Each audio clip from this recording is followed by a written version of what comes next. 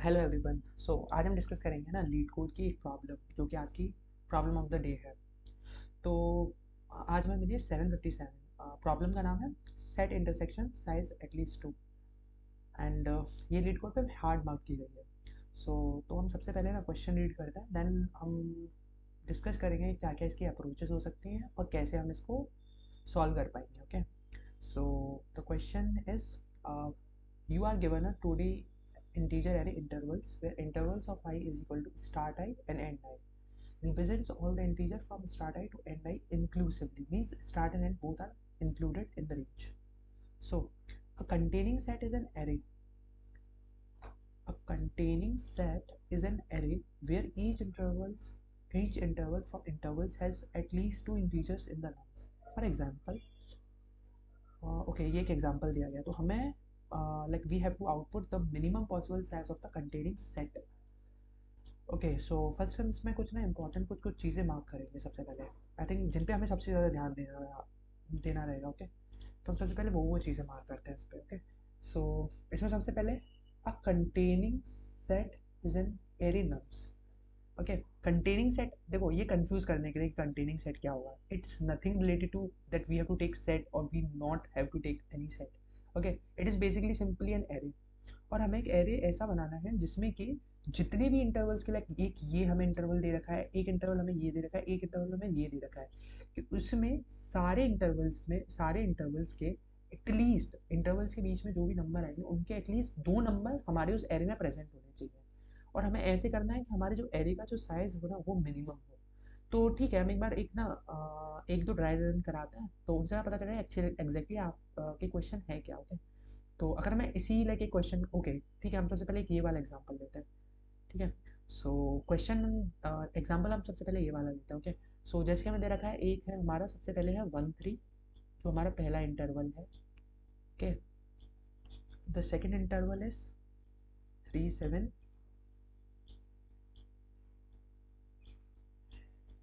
Okay, और जो तीसरा इंटरवल जो हमें दे रखा है दैट वुड बी 8 9। ओके, तो ये हमें तीन इंटरवल दे रखे हैं इन्होंने। तो हमें पता करना है कि जो हमारा कंटेनिंग सेट क्या होगा, जिसमें कि जितने भी ये जो हमें जैसे इंटरवल 1, इंटरवल 2, इंटरवल 3, ये जैसे तीन इंटरवल दे रखे हैं, तो हमें तीनों इंटरवल की इनकी रेंज में जितनी वैल्यूज आ रही हैं उनमें से हर एक रेंज में दो वैल्यूज उस एरे में हमारे यानी कंटेनिंग सेट का जो एरे है उसमें होनी चाहिए। ठीक है, तो लाइक फॉर एग्जांपल ये है, इसमें तुम्हारे कौन कौन से नंबर आ रहे हैं, 1 2 एंड 3। ठीक है, ओके, एंड इसमें अगर मैं देखूँ तो मेरा 3 to 7 यानी कि 3 4 5 6 एंड 7। ओके, तो ये नंबर हमारे इसमें आ रहे हैं। 8 to 9 की अगर मैं बात करूँ तो इसमें मेरा 8 और 9, ओनली ये दो नंबर ही आ रहे हैं। ठीक है, बिकॉज हमें इंक्लूसिवली लेना है, मतलब हमें जो एल एच एल और जो हमारी आर एच एल दोनों लिमिट है वो हमें इंक्लूड करनी है। ठीक है, अगर मैं इनमें देखें तो इसमें हम ऐसे कौन से नंबर्स लें हमारे कंटेनिंग एरे में। चलो कंटेनिंग एरे को ना मैं अभी सी ए से डिनोट कर रहा हूँ। ठीक है, तो हमें इसमें से कोई भी नंबर, हमें इतने नंबर लेने के सब में से एटलीस्ट दो दो हमारी इसमें आ जाए। ओके, सबसे पहले मैं अगर इस लाइक इन दोनों की बात करूँ तो इन दोनों में कॉमन क्या क्या है, कॉमन है मतलब 3। ओके, तो हमने एक कॉमन ले लिया जो 3 है इसमें। ओके, उसके बाद अगर मैं इंडिविजुअली इसको देखूंगा तो इसके लिए मुझे 1 2 3 में से कोई भी, तो मैं एक नंबर और ले लेता हूँ, देखो 2 और ले लेता हूँ, मैं 1 भी लेता तो भी चलता है, नॉट एन इशू। ठीक है, 3 2, 2 का मैं लाइक एक पॉसिबल चीज़ है कि मैं यहाँ 1 भी ले सकता हूँ, बिकॉज ये दो नंबर ऐसे हैं किसी और में है ही नहीं, तो मुझे इन दोनों में से एक नंबर तो लेना ही रहेगा। ठीक है, 3 मैंने इसमें से ले लिया। अब मैं देखता हूँ कि मेरा इन दोनों में कोई कॉमन है, ऑफकोर्स इन दोनों में मेरा कोई भी कॉमन है नहीं अभी तक। ठीक है, कोई भी मेरा कॉमन इसमें नहीं है। तो फिर मैंने देखा, तो इसमें से मुझे बस एक 3 मेरा, अगर मैं सबसे पहले चेक करूंगा कि मैंने जब मैं इस इंटरवल पे आऊंगा तो सबसे पहले चेक करूंगा कि अभी तक मेरे कंटेनिंग एरे में इसकी रेंज का कोई नंबर आया या नहीं आया, और आ गया तो कितने नंबर आए। अगर एक नंबर आ गया होगा तो मुझे एक नंबर और ऐड करना रहेगा जो कि इस रेंज में, ताकि ये मेरा कंडीशन को सेटिस्फाई करे। और अगर मेरा एक भी नंबर नहीं आया हुआ तो मुझे इसी रेंज के कोई भी दो नंबर इसमें ऐड करने रहेंगे। कोई भी दो नंबर, इसको हम आगे जाके अभी स्पेसिफिक होंगे जब हम अपनी अप्रोच के बारे में डिस्कस कर रहे होंगे। तो मैंने 3 ले लिया, 2 ले लिया, तो 3 2 के मैंने देखा कि इसका एक नंबर तो इसमें है ऑलरेडी। 3 जो मैंने कंटेनिंग एरिया में माना है वो मेरा ऑलरेडी इसमें है, ये रहा। ठीक है, अब मुझे एक नंबर और कोई ऐड करना रहेगा, तो मैंने लाइक सपोज कोई भी ले लिया, लाइक सपोज मैंने एक 5 ले लिया। ओके, तो अब मेरे तीन एलिमेंट्स में ऐसा हो गया कि मेरे दो नंबर इसके भी हो गए, जो कि है 2 और 3, और मेरे 2 नंबर इसके भी हो गए जो कि है मेरे 3 एंड 5। ओके, तो इन दोनों इंटरवल्स के लिए हमने कंडीशन सेटिस्फाई करा दी है। अब 8 9 में अगर मैं बात करूँ, 8 9 में ऑफकोर्स 2 ही नंबर है, ना तो मेरा 8 अभी तक कंटेनिंग एरे में है, ना मेरा 9 अभी तक कंटेनिंग एरे में। मुझे 2 तो लेने ही लेने हैं सारे एरे से। और एक इंपॉर्टेंट कंडीशन, जो एक इंपॉर्टेंट कंस्टेंट दे रखा है वो है L is always less than R, not less than equal to, L is always less than R. तो इसका मतलब है कि एटलीस्ट लिमिट में जो लास्ट, जो एल और आर में एटलीस्ट एक गैप तो होगा ही होगा। ठीक है, तो 8 और 9 में हमें ये दोनों इंक्लूड करने पड़ेंगे in order to satisfy this condition for interval 3। Okay, so ये हमारा एक रिक्वायर्ड एरे हो जाएगा। इसके लाइक और भी एरेज रिक्वायर्ड एरेज हो सकते हैं, लेकिन हमें साइज वो करना था। तो कंटेनिंग एरे का हमारा साइज कितना है इसका, 5 हमारा इसका साइज है। तो ये हमारा हो गया इसका आंसर। ठीक है, ओके चलो एक एग्जांपल पे और हम ट्रायल करते हैं, उसको थोड़ा फास्ट करेंगे बिकॉज आई थिंक क्वेश्चन आप सबको समझ में आ गया होगा। ओके, सो ये हमें एक एग्जांपल दे रखा है, दैट इज सबसे पहले मैं एग्जांपल लिखता हूँ, that is 1 3। Okay, then we will have 1 4, then we will have 2 5,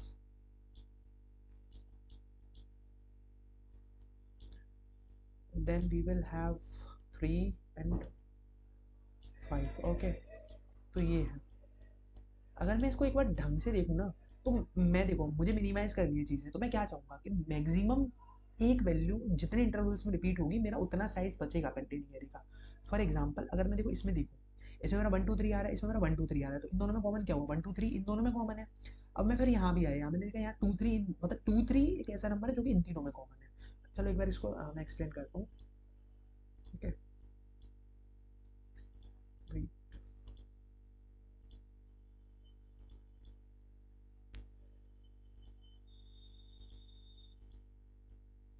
okay not issue.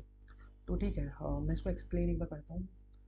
Okay 1 3 है, तो इसमें मेरा 1 2 और 3 हो रहा होगा। ठीक है, इसमें अगर मैं देखूँ तो इसमें मेरा है 1 2 3 और 4। ओके, इसमें अगर मैं देखूँ तो मेरा है 2 3 और 4 और 5। ओके, अब फिर मैंने ये देखा तो 3 4 और 5। ओके, तो ये है मेरा नंबर।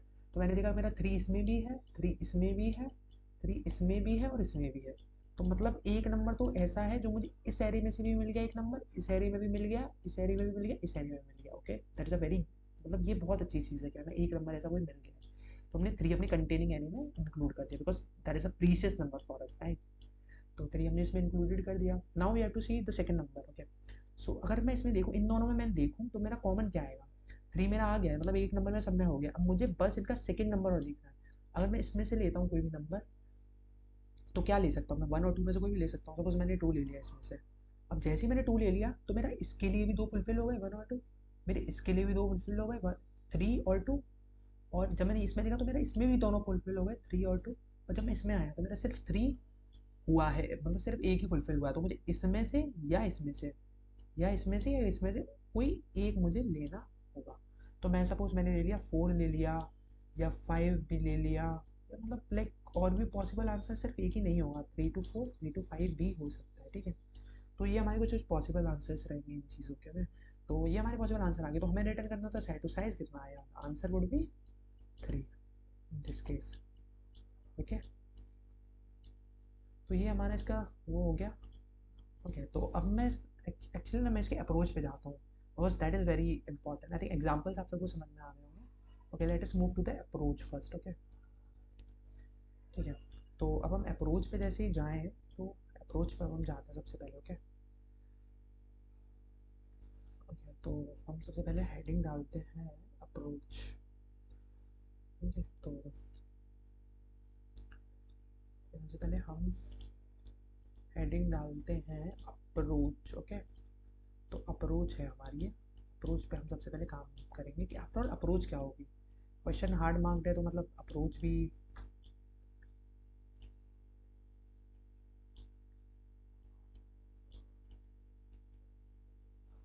ठीक है, ये हमारी अप्रोच। अब हम देखते हैं अप्रोच। ठीक है, अब हम अप्रोच देखते हैं अपनी, इसकी क्या रहेगी। तो अप्रोच अगर मैं देखो आपको बताऊँ, हमने हमारा जो मेन जो हम चाहते थे वो हम चाहते थे कि हमें इंटरसेक्टिंग जितने भी इंटरवल्स हैं वो मैं पहले से पहले मिल गया, ताकि हम अपने जो कंटेनिंग एरिया उसका हम साइज कर सकें मिनिमाइज। ओके, मिनिमाइज, ठीक है। तो ये हम करना चाहते थे, तो उसके लिए हमें सबसे पहले देखो हमें शॉर्टिंग करनी होगी, ये तो कंफर्म है। बट शॉर्टिंग हम किस तरीके से करें जिससे कि हमारे जो इंटरसेक्शन जो भी इंटरवल्स हैं वो मैं पहले से पहले बता पड़ जाए। इसके लिए पता है मैं आपको बताता हूँ। देखो सपोज हमारे पास एक नंबर लाइन है, मैं इसी एक एग्जांपल को लाइक बेस मान के आपको अप्रोच बताता हूँ, ठीक है। इसमें minimum is 1 and the maximum is 5। Okay, 1 2 3 4 और 5, ठीक है। तो अगर मैं पहले इंटरवल की बात करूँ तो मेरा पहला इंटरवल वुड बी 1 से 3, this is my first interval. The second interval would be from 1 to 4, okay. The third interval would be from 2 to 5.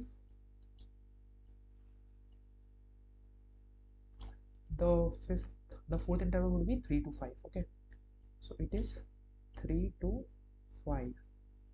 देखो अब यहाँ से ना हम एक पैटर्न ऑब्जर्व करेंगे, हम एक पैटर्न ये ऑब्जर्व करेंगे कि अगर हम अपनी जो मेरी दो कॉलम्स है, let this be the zeroth column and this would be the वनथ column. Okay, अगर मैं इसको वनथ कॉलम को अगर मैं अपने असेंडिंग ऑर्डर में, सॉरी असेंडिंग ऑर्डर में अगर मैं इसको कर देता हूँ तो देखो मेरी कितनी रेंजेस होंगी। सबसे पहले देखो मैं इसको असेंडिंग ऑर्डर में करके आपको बताता हूँ।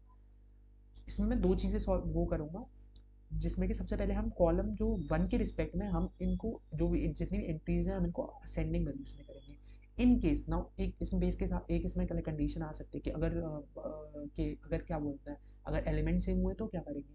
तो अगर एलिमेंट सेम होता है तो उस केस में हम उसकी जो जीरो इंडेक्स पे जो वैल्यू रहेगी उसके बेसिस पे हम इनको डिसेंडिंग ऑर्डर में करेंगे। देखते हैं, देखो करते हैं इसी एग्जाम्पल को, ठीक है।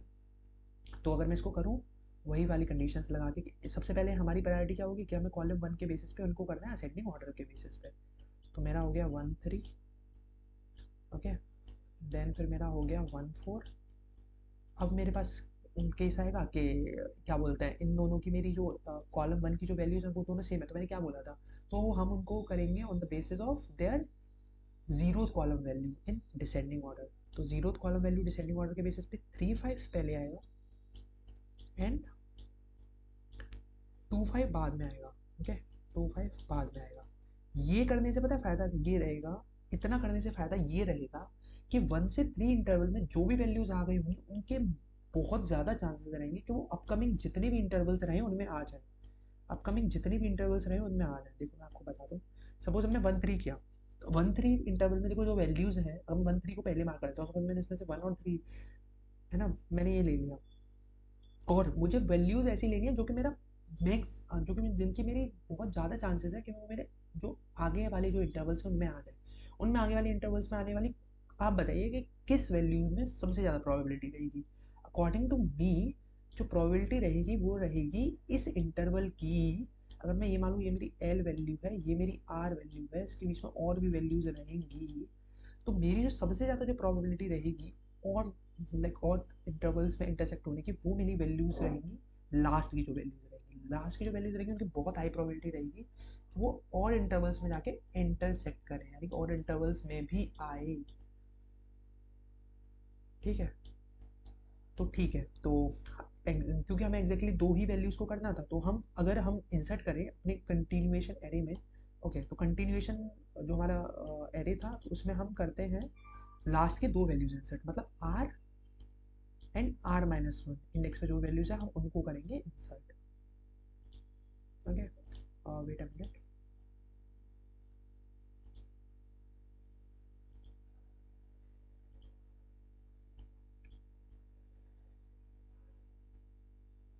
ठीक है,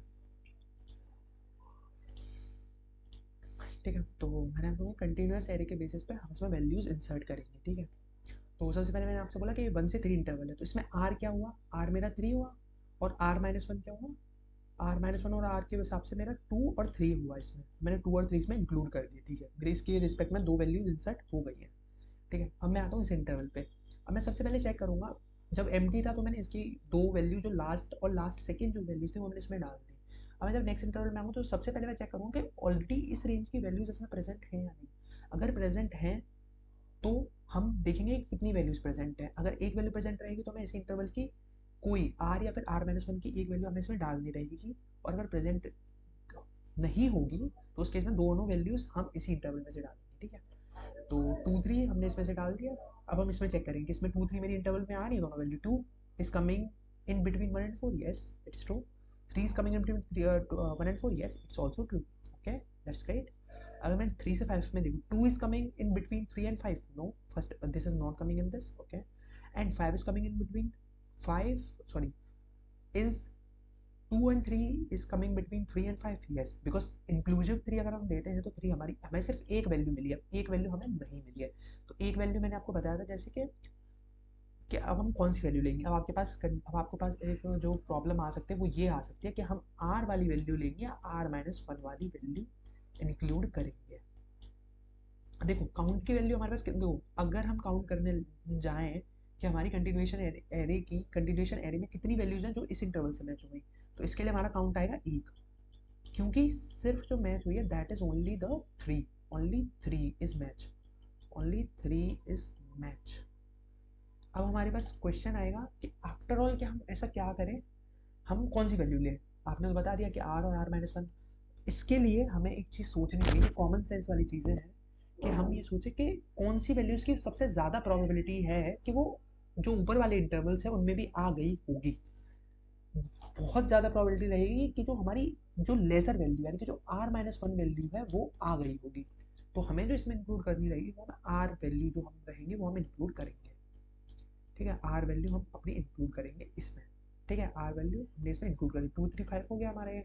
ओके, अगेन मैं यहाँ जाऊँगा, मैं देखूँगा मेरा 2 is coming in between 2 and 5, yes, एक वैल्यू मेरी सेटिस्फाइड हो गई 2 के लिए।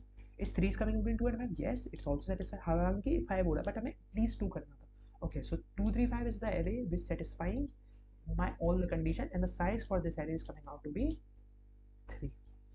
Okay, so I hope कि आप सबको ये क्वेश्चन अच्छे से समझ में आ गया होगा, as well as the examples as well as the dry run। आपको कोई भी लाइक प्रॉब्लम होती है तो like you can tell me in the comments. Okay, so जैसे कि मैं आपको बताया था, अब हम इसकी कोडिंग इम्प्लीमेंटेशन देखते हैं। ओके, आपको सच में मज़ा आएगा, मैंने जो एक अप्रोच जो निकाली है ना वो बहुत अमेजिंग है, ठीक है। तो जैसा कि मैंने आपको बताया था कि with the help of custom comparator हम इसको सबसे पहले कर लेंगे on the basis of ascending values of first column. अगर मैं इंडेक्स 0 और 1 मानूँ तो ऑन द बेसिस ऑफ उसके हम इसको कर लेंगे असेंडिंग, ये मेरा असेंडिंग में कर रहा है, on the basis of second column ascending में, ठीक है। और मैंने आपको बताया था कि इन केस अगर मेरा दो वैल्यू सेम हो जाए, दो वैल्यू सेम हो जाए तो उस केस में हम इसको कर देंगे in the descending of zero column value. Okay, descending of the value zero column values, okay. So we have firstly sorted using the custom comparator। Okay, so इसमें मैंने एक सेट इनिशियलाइज किया है। हाउएवर मैं अभी नेक्स्ट सोल्यूशन में आपको दिखाऊंगा कि मैं इसको सेट के बिना भी कर सकता हूँ, बिकॉज मैंने लाइक मेरे दिमाग में इसलिए आया था सेट को क्योंकि एक तो क्वेश्चन में मेंशन कर रखा था कि कंटिन्यूस सेट है, तो इसलिए मैंने सोचा कि शायद सेट से भी हो सकता है क्वेश्चन, तो सेट से भी किया।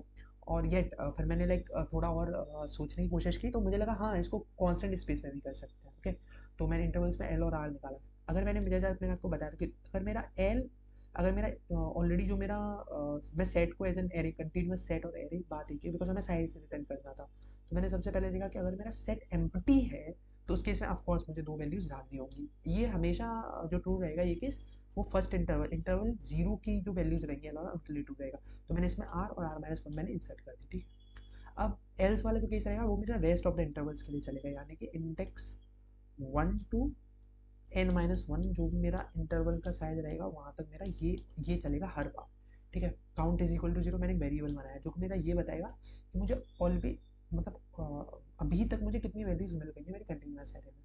तो मैंने एक INST यानी कि मैंने टाइम कॉम्प्लेक्सिटी बचाने के लिए, क्योंकि देखो यहाँ आके एक चॉइस और रहती है हमारे पास, वो चॉइस हमारे पास ये रहती है कि हम ना अपने पूरे इंटरवल को हम पूरे इंटरवल को ही देख रहे हैं L to R को, और हम देखें उसमें वैल्यूज एक वैल्यूज को हम देखें कि हमारी सेट में प्रेजेंट है या नहीं, एल प्रेजेंट है, L+1 प्रेजेंट है। लेकिन उस केस से ना हमारी कॉम्प्लेक्सिटी बहुत बढ़ जाएगी और उस केस में ये TLE देगा केस, उस केस में I think 10 to 12 test cases बचता है, उस केस में वो देगा। तो बेटर इज टू हमारे पास जितनी वैल्यूज अब तक आ गई हैं, जितनी वैल्यूज हमारे पास अब तक आ गई हैं हमारे सेट में, हम सब उन्हीं को ट्रेवल्स कर लेना कि अगर वो हमारी L से R के बीच में है तो of course we don't need to include that value for that particular interval, ठीक है। तो जैसे मेरी वैल्यूज आ गई तो मैंने काउंट प्लस प्लस कर दिया, ठीक है, काउंट प्लस प्लस कर दिया।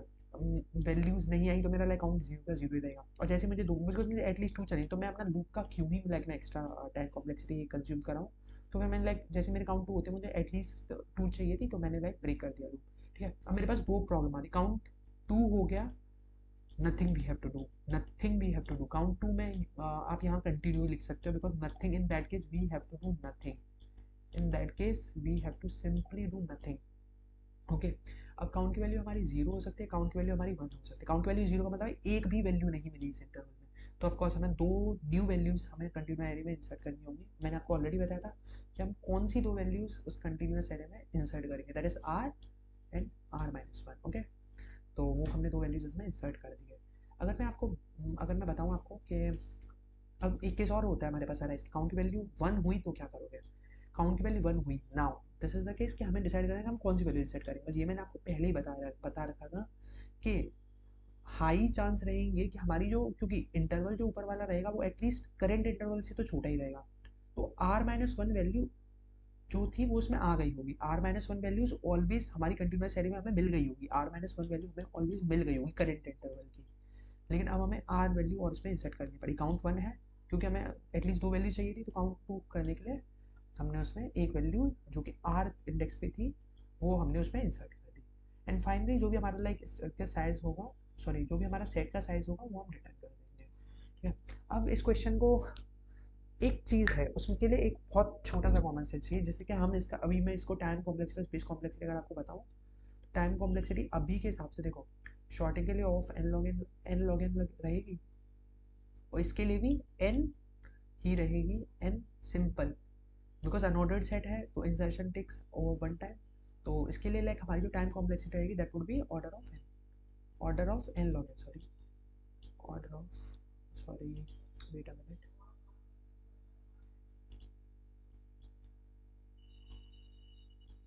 ठीक है, तो अगर मैं टाइम कॉम्प्लेक्सिटी की बताऊँ तो इसकी टाइम कॉम्प्लेक्सिटी जो हमारे पास रहेगी that would be order of N log N. ठीक है, एन लॉग एन। ठीक है, और अगर स्पेस कॉम्प्लेक्सिटी की बात करूँ, अभी हम अनऑर्डर्ड सेट यूज़ करें जिसके अगर हम मैक्स केस की टाइम कॉम्प्लेक्सिटी बताएं तो वो हो जाएगी ऑर्डर ऑफ एन। ठीक है, ओके नाउ जो चीज़ हमें सबसे ज़्यादा घटा करी है वो है टाइम कॉम्प्लेक्सिटी, कि हम इस टाइम कॉम्प्लेक्सिटी को क्यों यहाँ वो कर रहे हैं। क्या हम टाइम स्पेस कॉम्प्लेक्सिटी को कैसे भी और मिनिमाइज कर सकते हैं, हाँ कर सकते हैं। Can make it using order of one. कैसे, by tracking the last, by tracking the last two values inserted, by tracking the last two values inserted, the last two values inserted। ठीक है, by tracking the last two values inserted। Okay, इसके through हम ये कर पाएंगे। ठीक है, कैसे कर पाएंगे देखो, okay wait a minute. Okay देखो मैं आपको ऐसे ही बता देना, बिकॉज आई थिंक इसमें कुछ सोल्यूशन में कुछ प्रॉब्लम थी। ओके तो मैं ऐसा करता हूँ ना, सोल्यूशन जो रहेगा सेकंड पार्ट का मैं आपको पूरा उसके अप्रोच बता देता हूँ। अप्रोच मैंने ये ठीक है, मैं इसमें दो वेरिएबल मैंने इनिशियलाइज किए थे। एक था मेरा वेरिएबल वन जो कि मेरा ऑलवेज कंटेन करेगा लार्जेस्ट वैल्यू को। ठीक है, और एक मेरा था वेरिएबल टू जो कि मेरा ऑलवेज कंटेन करेगा स्मॉलेस्ट वैल्यू को। ठीक है, तो मैंने जैसा कि आपको बताया था कि ऑलवेज जो हमें, अगर हमें किसी भी केस में अगर हमें एक वैल्यू मिली होगी तो वो किसकी मिली होगी, वो हमें मिली होगी स्मॉलेस्ट की। ठीक है, और हमें वेरिएबल में चाहिए लार्जेस्ट वैल्यू। ठीक है, अब देखते हैं। ठीक है, और जब मैंने इफ वाला केस मैंने आपको जैसे कि ऑलरेडी बताया था, इफ वाला केस यहाँ तक ऑलरेडी सब चीज़ सेम ही रहेगी। बस यहाँ केस ये आएगा कि हमें इंसर्ट की जगह, जैसे हमने यहाँ से सेट हटा दिया था, सेट हट जाएगा हमारे यहाँ से, और ये सेट की जगह पे हम यहाँ से वेरिएबल को इनिशियलाइज करेंगे माइनस वन से दोनों वेरिएबल को, वेर वन और वेर टू जो मैंने आपको ये बताया था दोनों वेरिएबल। और जैसे हम यहाँ आएंगे तो वेर वन जैसे मैंने लार्जेस्ट बताया तो वेर वन में ऑलवेज आएगा तुम्हारा आर, वेर वन में जो आएगा that would be the R, और वेर टू में जो आएगा that would be the R minus one. Okay, कोई दिक्कत। देखो यहाँ से हमारे लूप की कॉम्प्लेक्सिटी डिक्रीज हो जाएगी, है ना, क्योंकि हमारे पास ओनली दो ही वैल्यूज है जो हमें चेक करने रहेंगे, तो उनका वो वन टाइम लगेगा using if else loop. Okay, तो उसको हम कर पाएंगे। ठीक है, तो जब मैं गया एल्स वाली कंडीशन ही देखना सबसे ज़्यादा इंपॉर्टेंट था, तो हम सबसे पहले उसी को देखते हैं, ठीक है। Count is equal to zero, however के जो इसकी काउंट रहेगा इसका हमें कोई सिग्निफिकेंस एटलीस्ट इस एग्जांपल पे नहीं रहेगा। तो मैंने दोनों वेरिएबल को भी मैंने मान लिया कि मुझे एफ मतलब फाइंड हुआ है या नहीं, मुझे वेरिएबल वन अभी तक फाइंड हुआ है या नहीं, मेरा वेरिएबल टू अभी की जो करंट रेंज है उसमें कितने मेरे फाइंड हुए। तो मैंने देखा कि अगर मेरा वेरिएबल वन की वैल्यू करंट एल और आर के बीच में है तो मैंने वेरिएबल वन मुझे मिल गया। अगर मेरा वेरिएबल टू मिल गया तो मैंने वेरिएबल टू को ही मार कर दिया टू। अब मेरे पास दो केसेस हो सकते हैं कि या तो मेरा काउंट जीरो, ये काउंट जीरो वाला केस है, जो ऊपर वाले में काउंट जीरो वाला केस था ना वो ये काउंट जीरो वाला है, और ये मेरा काउंट वन वाला है। काउंट जीरो वाला केस मतलब एक भी नहीं मिला, एक भी नहीं मिला है तो हम वेरिएबल वन और वेरिएबल टू दोनों को रिप्लेस कर देंगे। ये और आंसर जो कि मेरा साइज को स्टोर करेगा उसमें मैं प्लस टू कर दूँ, प्लस इक्वल टू टू कर दूँगा, ठीक है। और यहाँ उस केस में जैसे मैं ये करूँगा यहाँ भी मेरा प्लस इक्वल टू टू होगा आंसर में, बिकॉज हमने दो वैल्यूज कंटिन्यूस एरे में इंसर्ट की थी। ओके, सो जब मैं अपने इस पे आऊँगा, ये मेरा काउंट जीरो वाला केस है, मतलब मुझे सॉरी काउंट जीरो वाला केस मेरा ये हुआ, ये मेरा काउंट वन वाला केस है, this is a count one वाला केस। जब मुझे कोई एक मिल गया है, अब मेरे पास सबसे बड़ी प्रॉब्लम, सबसे बड़ा जो यहाँ आती है एक कॉमन सेंस वाली चीज़, कि अगर मेरा काउंट वन हुआ है तो प्रोबेबिलिटी किसकी है, मेरा वेर वन मिला होगा मुझे या मुझे वेर टू मिला होगा। आप बताओ, वेर वन मेरा लार्जेस्ट वाला था और वेर टू वाला मेरा स्मॉलेस्ट वाला था, ठीक है। बहुत ज़्यादा चांसेस हैं कि मुझे वेर वन वाली वैल्यू मिली हो। ऐसा चांस क्यों है, बिकॉज ये लार्जेस्ट वैल्यू है, अगर स्मॉलेस्ट मिली होगी तो ऑफकोर्स लार्जेस्ट मिली होगी, लेकिन अगर लार्जेस्ट मिली होगी तो हम नहीं बोल सकते कि हमें स्मॉलेस्ट भी उसमें मिली होगी। लार्जेस्ट वैल्यू की हाई चांसेस है कि वो हमें आगे आगे वाले इंटरवल में मिल जाए। और ये चीज़ ऑलवेज याद रखना कि वेर वन को हमने ऑलवेज हाईएस्ट वैल्यू इंसर्ट किया और वेर टू में हमने हाई लोएस्ट वैल्यू इंसर्ट किया, ठीक है। तो हमें वेर वन मान लो, वेर वन हमें उसमें मिल गया था, तो अभी हमें वेर टू की वैल्यू अपडेट करनी है, ठीक है। वेर टू की वैल्यू अपडेट करनी है, ठीक है। तो वेर टू को मैंने जो जैसे कि मैंने लाइक यहाँ इंग्लिश में कमेंट भी लिखा है, जो मिला हो वो ऑलवेज लार्ज वाला ही होगा, यानी कि वो मेरा वेर वन ही होगा। तो फिर मैंने क्या किया, फिर मैंने वेर टू में डाल दिया जो करंट मेरा आर है, वेर टू में जो मैंने डाल दिया वो मेरा करंट जो मेरी आर है वो मैंने वेर टू में डाल दिया। अब एक केस आता है कि वेर टू में मेरा एक आर है और वेर वन में मेरा जो प्रीवियस वाला जो इंटरवल था उसका एक आर पड़ा हुआ है। अब आप बताओ कि दोनों में से आर कौन सा बड़ा होगा। ऑफ कोर्स वेर टू का जो आर होगा वो मेरा बड़ा होगा, वेर टू का जो आर होगा that would be greater than where one. लेकिन हमारी जो सिमेंटिक्स के हिसाब से हमने जो माना था वो माना था कि वेर वन में ऑलवेज लार्जेस्ट वैल्यू होगी। तो हमें क्या करना पड़ेगा, हमें वेर वन और वेर टू की दोनों की वैल्यू स्वैप करनी पड़ेगी। तो हमने वेर वन और वेर टू दोनों की वैल्यू स्वैप की, और ये सब करने के लिए हमने उसमें अपने जो कंटिन्यूस एरिया उसका साइज कितना बढ़ाया होगा, उसका साइज हमने एक बढ़ाया होगा। तो हमने उसमें आंसर में जो हमारा साइज को रिप्रेजेंट कर रहा था कंटिन्यूएशन एरे को, तो उसमें हमने प्लस वन कर दिया। And finally we have to return the answer variable. And या सो अगर हम डिस्कस करें इसकी टाइम और space complexity, so the time complexity and the space complexity for this question would be what, the time complexity remains same, that is order of n log n because of shorting, but space complexity we have reduced it to O of 1. This is the solution that we are desiring for. Okay, so this is the solution that we are desiring for. ठीक है, I hope आप सभी को question समझ में आया होगा। अगर आपको कोई भी लाइक प्रॉब्लम वगैरह होती है related to this question, you can ask me in the comment.